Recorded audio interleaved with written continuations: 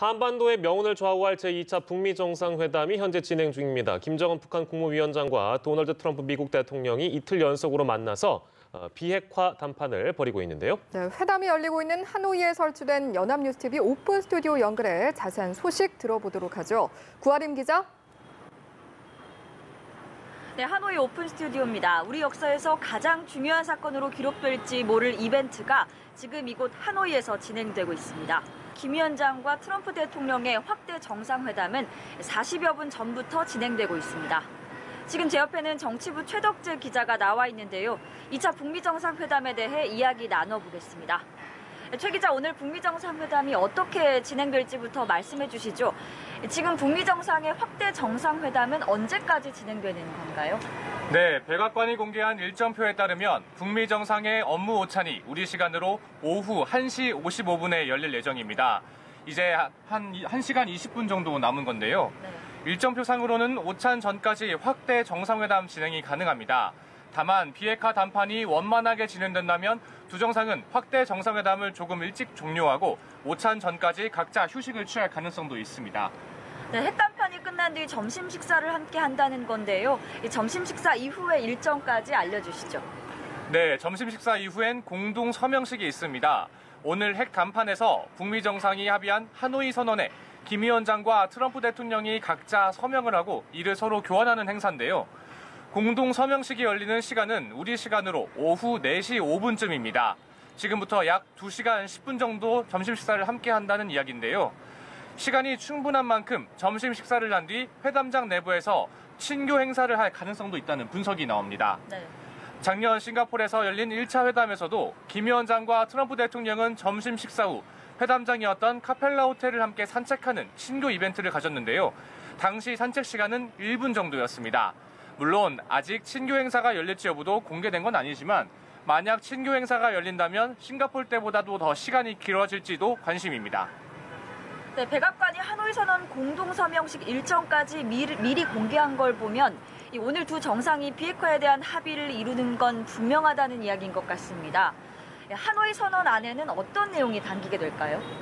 네, 일단 하노이 선언에 어떤 내용이 담길지 구체적으로 확실히 말할 수 있는 상황은 아니라고 보시면 되겠습니다. 하지만 지금까지의 소식을 종합해 봤을 때 핵심 의제인 비핵화 문제와 관련해 영변 핵시설의 폐기에 초점이 맞춰져 있는 것 같습니다. 어제였죠. 미국 인터넷 매체 복스는 정상회담을 앞두고 진행된 북미 간 실무회담에서 영변 핵시설의 폐쇄가 잠정 합의됐다고 보도하기도 했습니다. 네. 영변은 북한 핵개발의 심장부라고 불리는 곳인데요. 이 때문에 영변 핵시설 폐쇄나 해체가 합의된다면 실질적 비핵화를 향한 중요한 진전이라고 할 수 있는 건 분명한 것 같습니다. 다만 어떤 범위에서 그리고 어떤 핵시설을 폐기할지 여부에 따라 그 의미가 달라질 수는 있을 것 같습니다. 네, 그런데 영변 핵시설의 폐기는 지난해부터 상당히 구체적으로 거론된 사안이죠. 김정은 위원장도 직접 영변 핵시설 폐기를 거론하지 않았었나요? 네, 그렇습니다. 김 위원장은 작년 9월 평양 공동선언과 마이크 폼페이오 국무장관의 4차 방북 때 이미 영변 핵시설 폐기와 사찰 그리고 검증을 약속한 바 있습니다. 영변뿐 아니라 풍계리 핵실험장의 사찰 검증 그리고 동창리의 대륙간 탄도미사일 발사장 폐기도 이미 언급했었는데요. 문제는 미국의 상응 조치가 있을 때라는 전제 조건을 달았던 겁니다. 네. 다시 말하자면 미국의 상응 조치가 없으면 비핵화를 더 이상 진전시키지 않을 수도 있다는 이야기입니다. 이 때문에 북미는 비핵화와 상응 조치를 둘러싸고 치열한 밀고 당기기식 협상을 이어가고 있는 겁니다. 네, 그렇다면 이번 회담을 통해 북한이 얻을 수 있는 상응 조치에는 어느 정도 수준이 있을지요? 네, 일단 트럼프 대통령은 북한이 추가적인 비핵화 조치를 취할 경우에 반대급부로 경제적 번영을 제시했습니다. 하지만 대북 제재가 유지되는 현 상황에선 미국도 북한에 직접 투자는 할 수 없는 상황입니다. 대북 제재를 풀기 위해선 비핵화의 성과가 먼저 나와야 한다는 건데요. 이 때문에 현재 대북 제재를 유지하면서도 실행할 수 있는 연락사무소 개설이나 종전선언 등 정치적인 상응 조치가 거론되고 있는 겁니다. 문제는 북한이 이 정도 수준의 상응 조치에는 만족하지 않는다는 건데요. 이번 회담에서 대북 제재를 부분적으로 완화해 개성공단 그리고 금강산 관광 그리고 남북 철도 도로 연결 등 남북 경협을 허용할 수 있다는 전망이 나오는 것도 북한의 기대 수준을 고려했기 때문으로 보입니다. 이처럼 비핵화 협상은 무엇보다도 복잡하고 난해한 방정식이란 점을 감안한다면 섣불리 결과를 예단할 수는 없을 것 같습니다.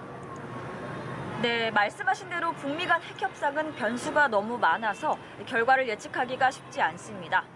오늘 김정은 위원장은 트럼프 대통령을 만난 자리에서 북미 정상의 만남을 마치 환상 영화의 한 장면으로 보는 사람들이 있을 것이라고 발언한 장면이 인상적이었습니다. 김 위원장은 1차 회담 때도 북미 정상의 만남을 공상과학 영화에 비유하기도 했었죠. 북미 정상의 만남을 영화에 비유하면 환상 영화가 더 어울릴지 아니면 공상과학 영화가 더 어울릴지는 분명하지 않은 것 같습니다. 장르가 어찌됐든 모든 사람들이 기뻐할 수 있는 해피엔딩으로 끝나길 기대하겠습니다. 저 연합뉴스TV는 베트남에서 진행 중인 2차 북미 정상회담 소식을 계속 자세히 전해드리겠습니다. 지금까지 하노이 오픈 스튜디오였습니다.